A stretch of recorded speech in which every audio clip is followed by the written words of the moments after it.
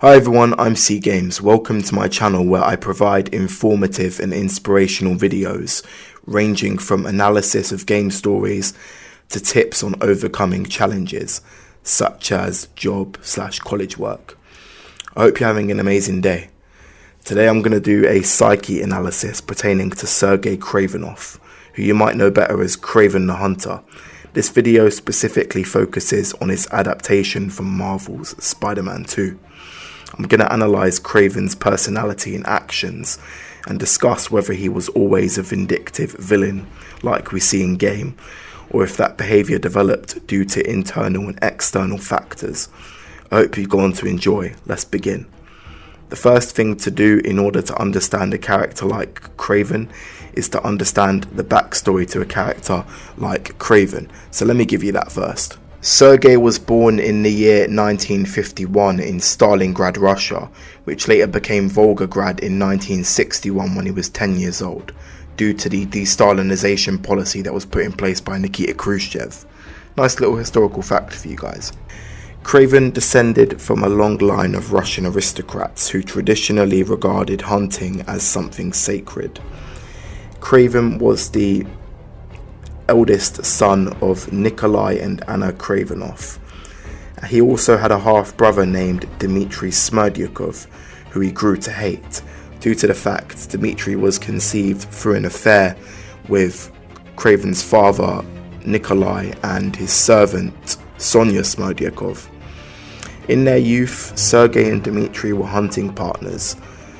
However, Sergei's treatment towards Dmitry became even more bitter, to the point where he almost tried to assassinate him.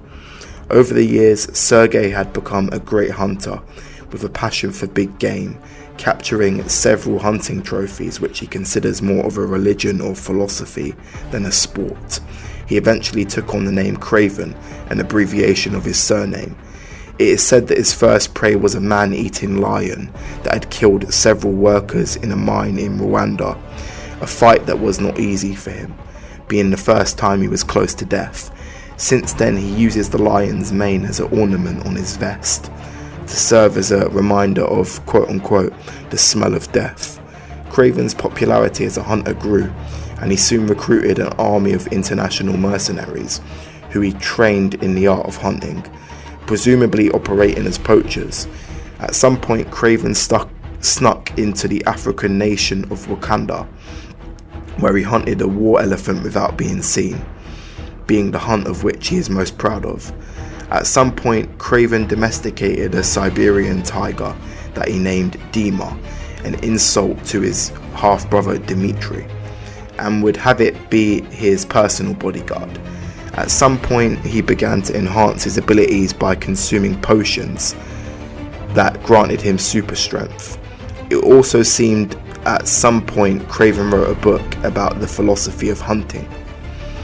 Eventually, after separating from Dmitry, who went on to go to New York to start a life of crime as the criminal called Chameleon, Kraven would then marry a woman named Sasha and go on to have 3 children, an eldest son named Ned Rochi, a second eldest son, how does that work? A second son named Vladimir, and a third youngest child, a daughter named Anna. From evidence in Spider-Man 2, we learn that Kraven was a piece of crap and very abusive to his family. Not just to Dmitry, but also, family as in his children and his wife. This is evident from the hunter bases you can do throughout the game. This really just connotes Kraven's personality, that he was pretty much to some degree always a scumbag. Sasha, Give up this obsession. Come home to me while we still have time left. our time is over, my love. And your children? They will draw blood for control of our empire. The cops must earn their place, like anyone else. They will see me as an obstacle. Then you must strike first. Vladimir, what is it now? I could have come with you. You are not needed. I'm never needed, it seems. I think you did not want to be outclassed. That is exactly what I want. But by you? Did this amuse you, Father? To steal your children's birthright? The only right birth offers is the inevitable promise of death. This will be good for you, Nedrochi. Father, please. End this now. The others won't speak to me. Can you just come home? There's still time for us to be family again. I will not die like any other men. What? No, I don't feel safe here anymore. I don't trust the others. They frighten me. Then cower and hide, if you can endure this shame. You won't let them hurt me, will you? Father? That is up to you. Despite being nasty to a majority of his family members, he does show some form of respect to his daughter Anna. But this is not love though, this is purely just respect for carrying on the family traditions of hunting, something she seems to uphold the most out of all of his children. At some point, Kraven was diagnosed with an incurable terminal cancer that proved to be inoperable. Rather than let illness claim him, to die on death's door, Kraven seeks to die how he had always lived, as a hunter. He began searching in favour of an opponent capable of overpowering and killing him in battle, a death he believed, quote unquote, I want it to be worthy of me! He'd rather not be relegated to ruin from his cancer being unable to fight anymore. He wants to be killed in battle, doing what he's always done, which is fight. When he fights Peter Parker later on in Spider-Man 2's story, he even states after Peter curses and mocks him his intentions. Your followers treat you like some kind of god! But you're just a dying old man, looking for a way out! So you know then? And you know I will not die in a sick bed! Only an equal may taste my last breath!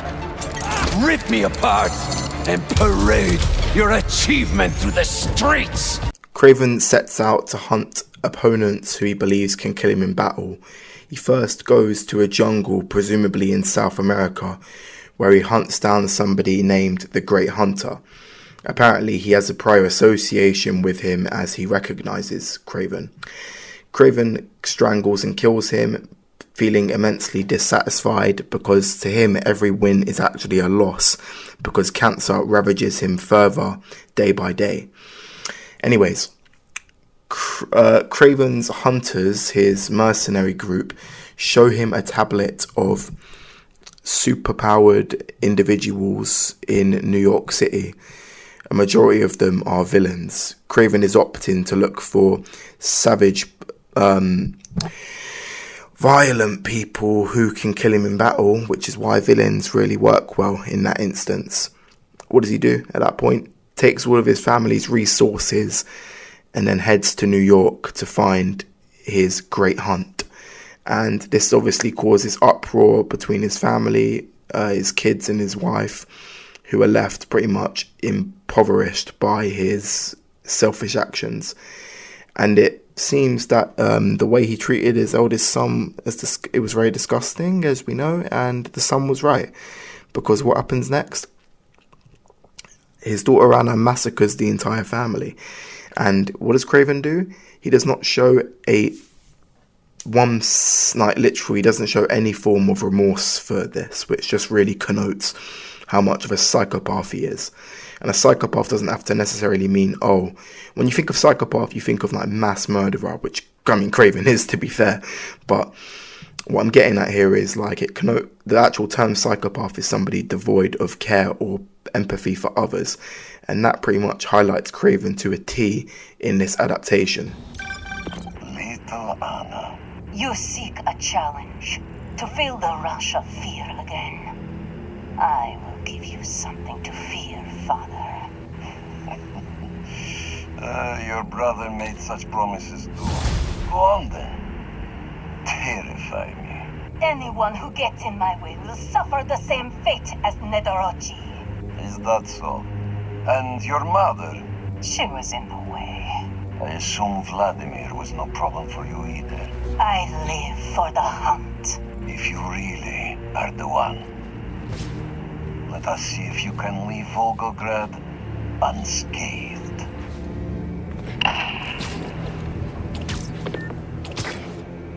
God. His entire family, all dead. Don't know why we expected anything else from Kraven. Good riddance. The city's safe. Now we are led into the events of Marvel's Spider-Man 2.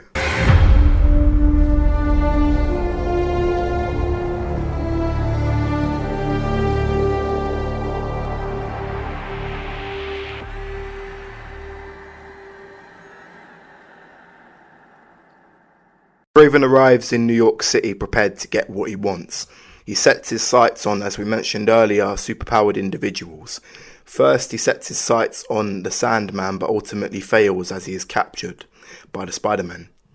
He then sets his sights on Mr. Negative and the Matt Gargan, also known as Scorpion.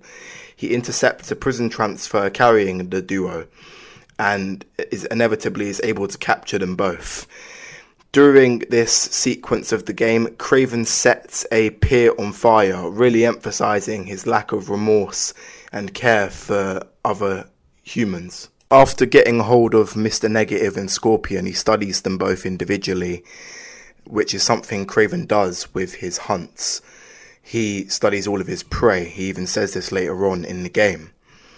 He figures out how to counteract Scorpion's poison with a flower from the Raiatea, which is the second largest island in the French Polynesia. Another fact for you guys. Anyway, after getting the flower, he's able to block out Scorpion's poison, and dissatisfied that Scorpion could not kill him, Kraven mocks him before ultimately finishing him.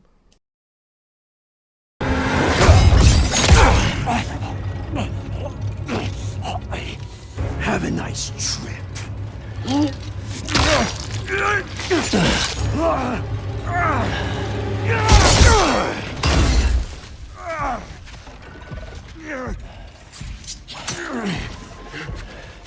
Is this the best you can do?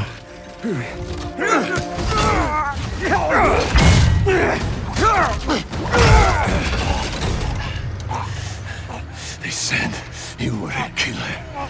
Imagine my disappointment.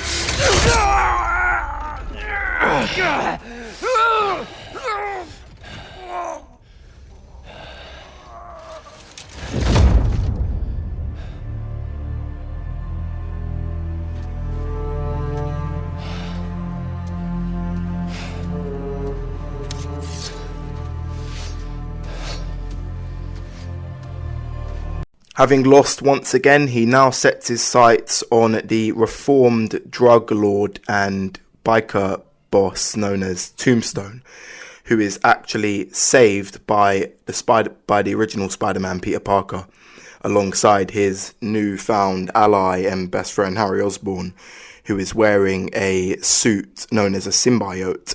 It's actually an alien, although this is unbeknownst to anybody yet. This is going to be significant later on.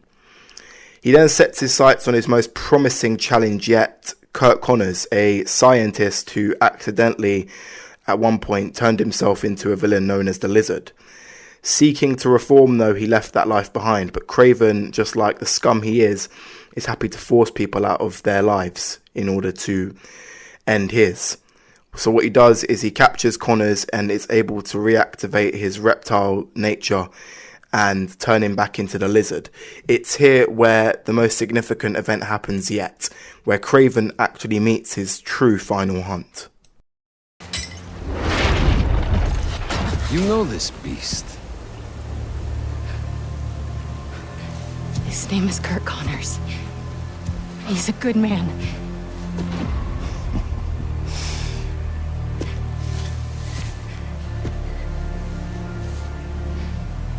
There are no good men. Only good prey.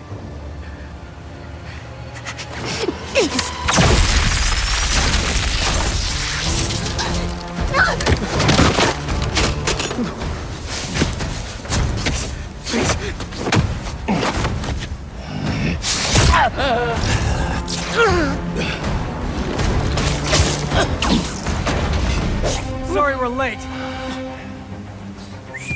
So after this, Peter and Harry try to get Connors to safety, And then this is where things take an absolute turn for the worse, or in Kraven's case, a turn for the better, where he manages to overpower Peter and in the process meets his true final hunt.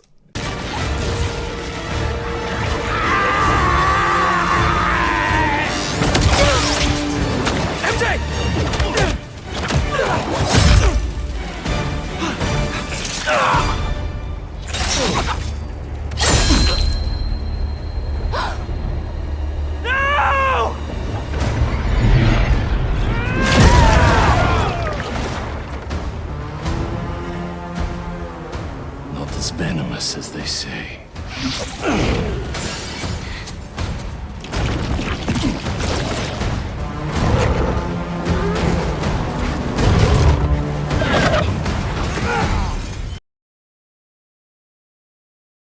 Ultimately, Peter ends up passing away from his injuries, but then again, this is why I mentioned the symbiote, as it's an alien.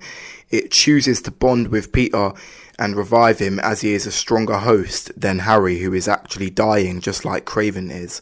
Another dramatic irony that's going to come up to play later. Anyways, I actually believe Kraven, I mean, not that this really does anything to do the character analysis, but it does establish a bit more about him, is his intelligence. Harry ends up knocking him out onto a rooftop, but the way the camera is angled when it shows Peter's lifeless body and Harry and MJ mourning over their friend, I actually believe it was Kraven watching what was going on down below. And this could also show his psychotic nature, as he's relishing seeing the pain that Harry and MJ are going through watching their friend dead as a result of Kraven's stupid ideologies. Anyways, yeah, so Peter gets the symbiote suit, and now Kraven has found what he's looking for, that being the symbiote as his true final hunt.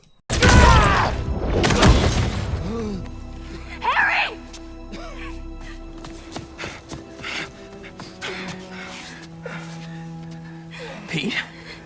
Please stay with us.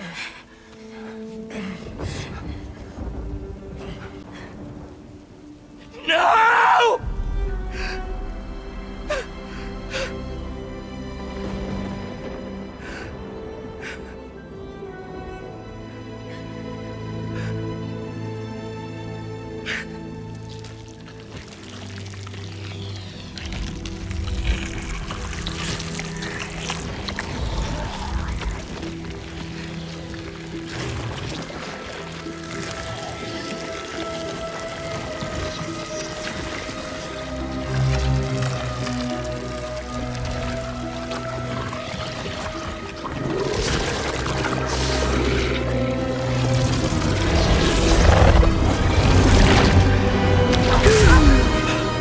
What happened?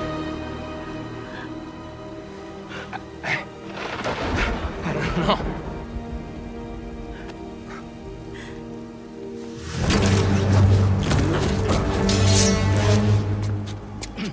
MJ, get him out of here. I'll handle this.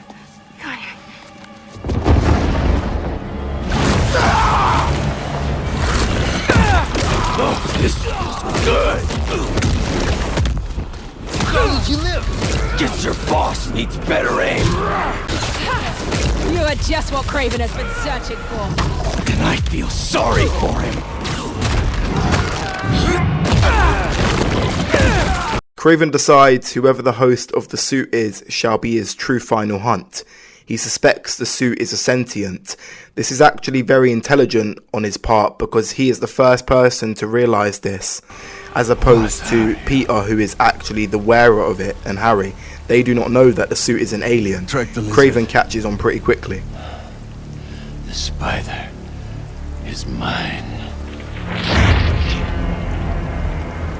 After getting the symbiote, Peter now becomes more angry due to the fact that the symbiote amplifies all of his emotions and abilities, including his rage. He goes to track down Kraven because he must get the serum off him to cure the lizard, who at this point has turned. Peter enters Kraven's mansion under cover and does reconnaissance, where we can find all of Kraven's ornaments and reminders of his greatest achievements. This conveys his narcissistic nature quite a lot. Upon entering his study where Peter is able to incapacitate his tiger Dima, he manages to locate potions that connote the fact Kraven uses them to grant him strength on par with Peter.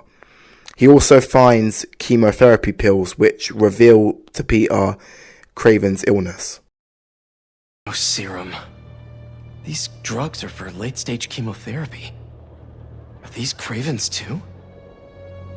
Additionally, through further exploration, you can find books. If you access photo mode and pay attention to them, they are books on sport gliding and flying spiders.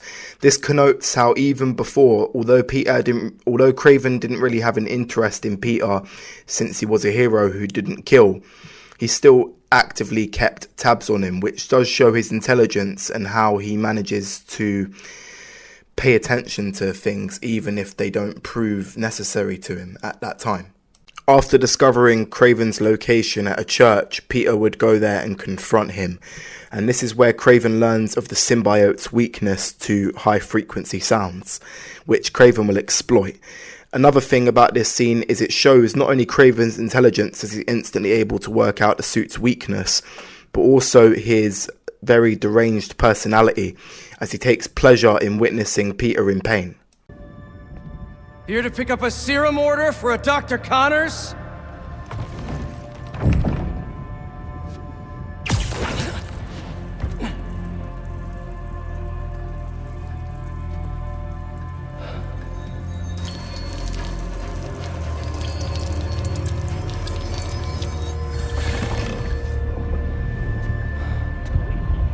You have hunted me.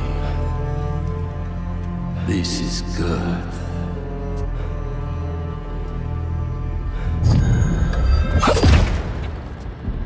Let's see if you have the strength to finish what you started.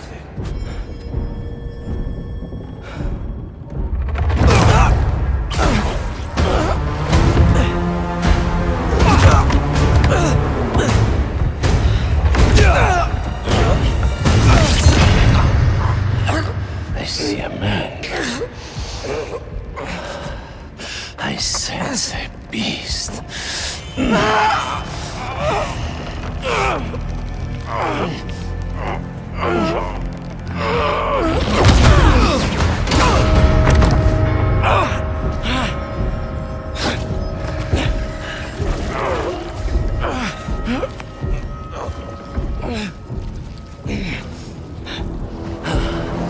Why don't you set it free?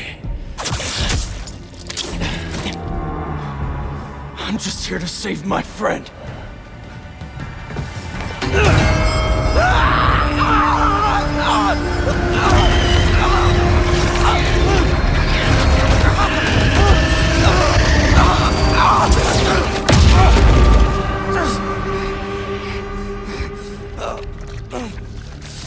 We'll finish this later.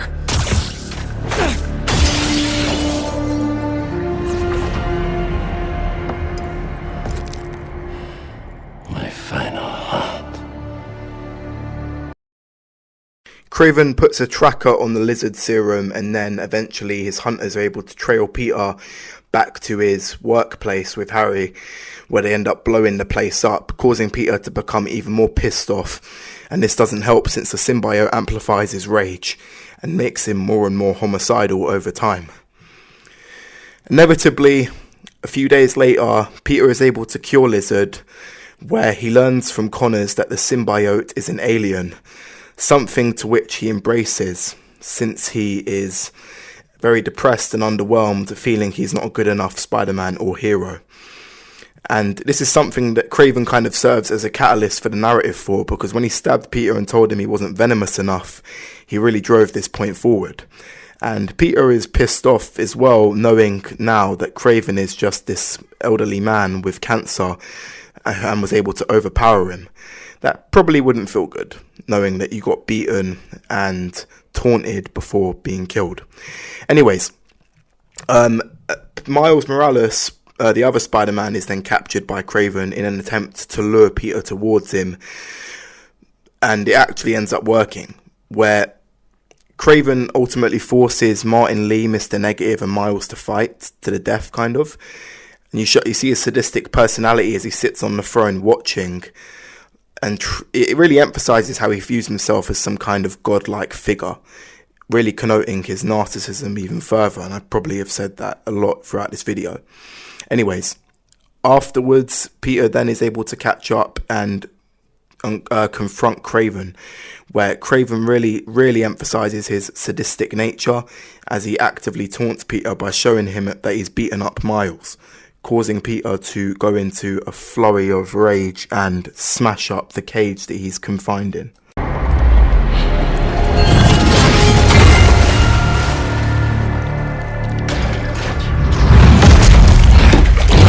I'm assured that material is unbreakable.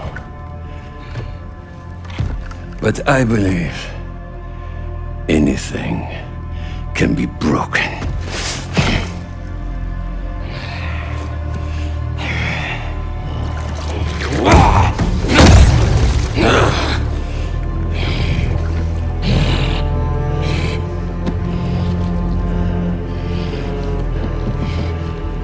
You still hold back.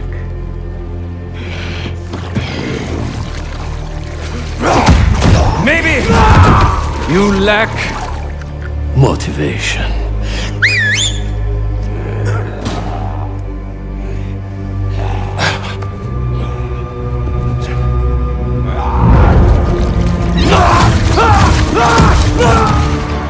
Now you're in for it.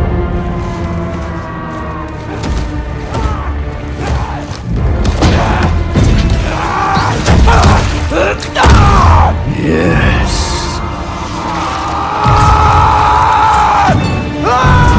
There you are.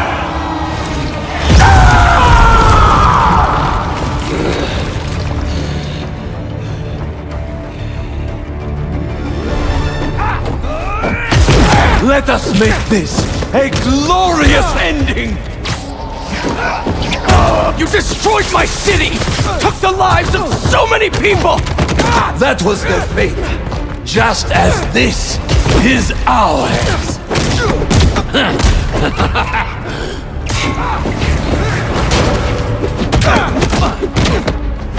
Your followers treat you like some kind of god! But you're just a dying old man, looking for a way out! So you know then? Then you know I will not die in a sickbed! Only an equal may taste my last breath! Rip me apart and parade your achievement to the streets! I hope you're enjoying this. Tonight won't end well for you. I study all of my prey. You are agile, intelligent, vulnerable to emotion. So am I. Do not let the taste of power get to your head. Eventually, Peter manages to overpower Kraven and wins the fight. Not before the fact Kraven realises Peter is still restraining himself from reaching the symbiote's full potential. And that is when Kraven puts him in a position where the symbiote acts and ends up almost making the decision that Kraven would have wanted.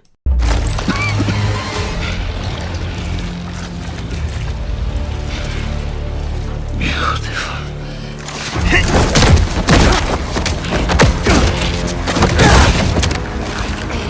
But you still hold back. Kill or be killed.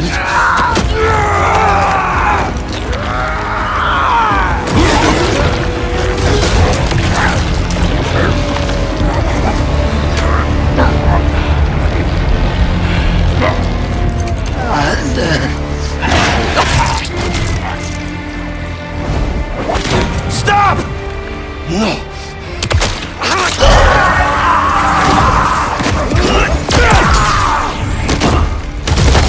Here is now where we reach Kraven's final act, as Peter removes the symbiote, seeing the influence it has on him. This was actually a blessing in disguise for Kraven, because now Harry has the suit back, and after days of being abused and neglected by Peter, and dying on death's door due to his illness returning, Harry gets the symbiote back, becomes the monstrous entity known as Venom, and goes on a massive rampage, eventually ending up in Times Square, where he massacres Kraven's hunters and comes face to face with the man himself. At last.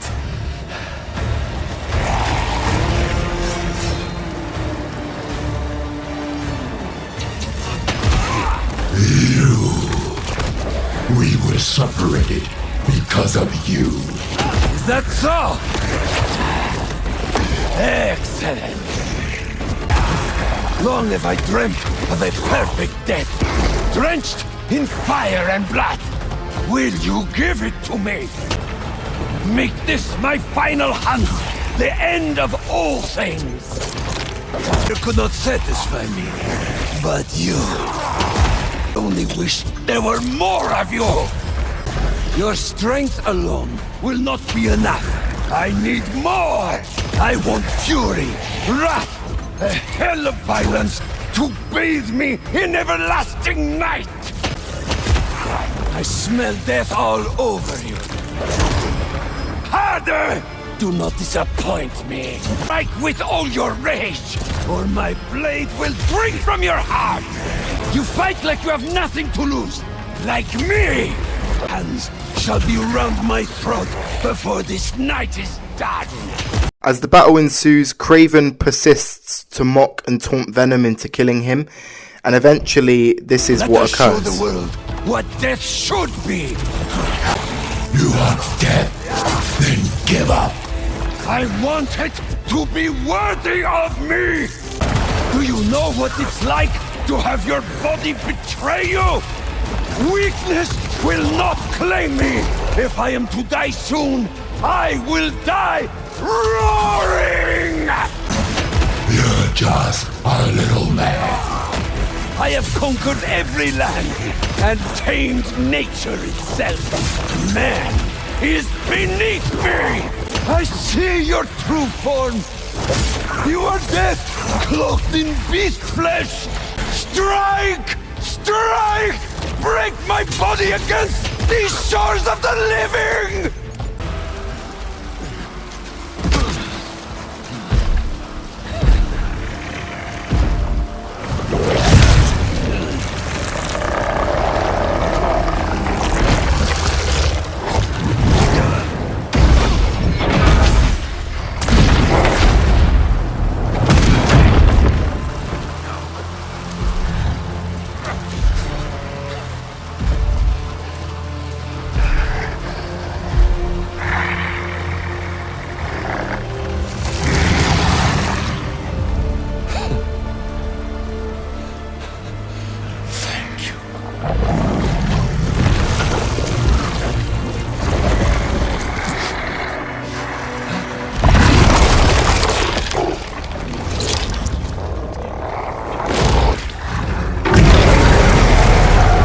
Although that is the end of Sergei Kravenov, it is far from the end of the analysis, because let's go a bit further into it.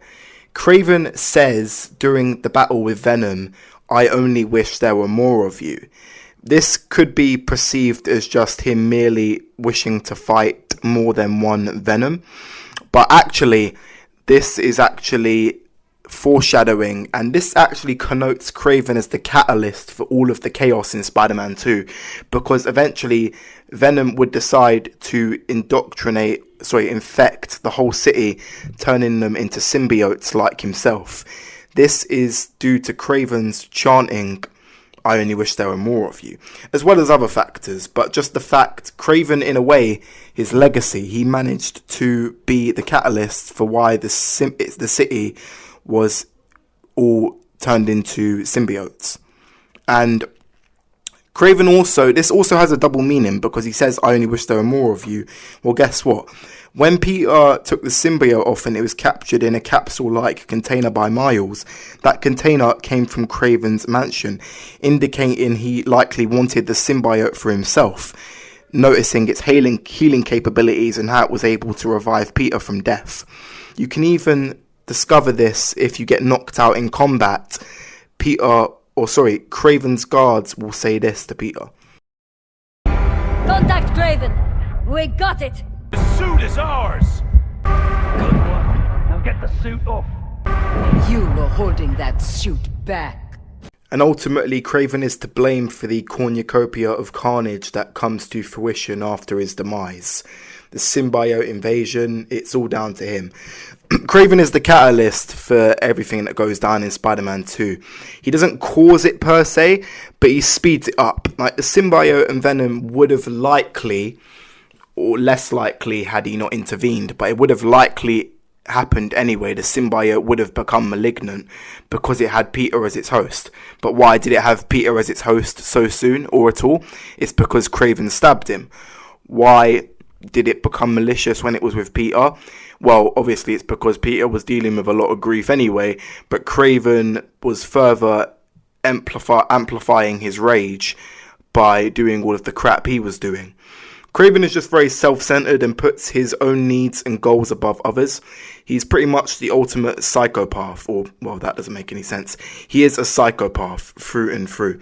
And this is why, as evil as he is, he works as an antagonist. He's the foil to the goals of the protagonists, Peter Parker and Miles Morales. He is the foil and, just all around this antithesis. He's not even an antithesis. He's not destroying their lives, not actively trying to do that. He's just trying to end his own and better his own as far as he can see it, at the cost of everyone else's. He's just very ignorant and not caring. Anyways, what is Kraven? Was he always a merciless monster, or did he just break over time? I would argue he was a merciless monster, just because of the way we know he had always spoken to his family, his terrible treatment towards his half-brother, the Chameleon, and the fact he takes great pleasure in seeing others in pain. For example, Peter with the symbiote, whenever he made noise, he would intentionally take great pleasure in witnessing the symbiote and Peter in pain. And unlike most antagonists, Kraven directly and indirectly led to the creation of Venom, of another antagonist. Even Venom's name, where does Venom's name stem from? Well, there's a reason why I asked you to pay attention to that quote from Kraven earlier.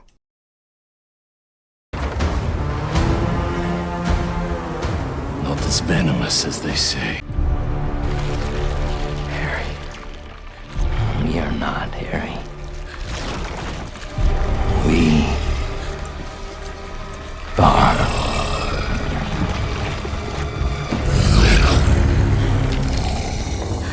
Point, I'm also going to want to do a character analysis regarding Venom in Spider-Man 2, because I know a cornucopia of criticisms have been made regarding that character, but I do believe there is a lot of intricate details and implicit meaning and character building pertaining to Venom that a lot of people wouldn't have seen. I wouldn't have even have seen at first on my first playthrough. I'm going to do that video in the future. But anyways, I hope you went on to enjoy the video, guys. I apologise for the length. I don't know if this is a good length for a psyche analysis or if I should make it shorter in the inevitable future. I just wanted to make sure I covered everything on Kraven the Hunter. And let me know your thoughts on the video. Did you enjoy it? Did you not enjoy it? Leave a like or a dislike, but please comment and let me know your thoughts. That's pretty much invaluable to me, is to know you guys' feedback so I can improve for next time. With that said, I'll see you on the next one. You take care, everyone. Have a wonderful day.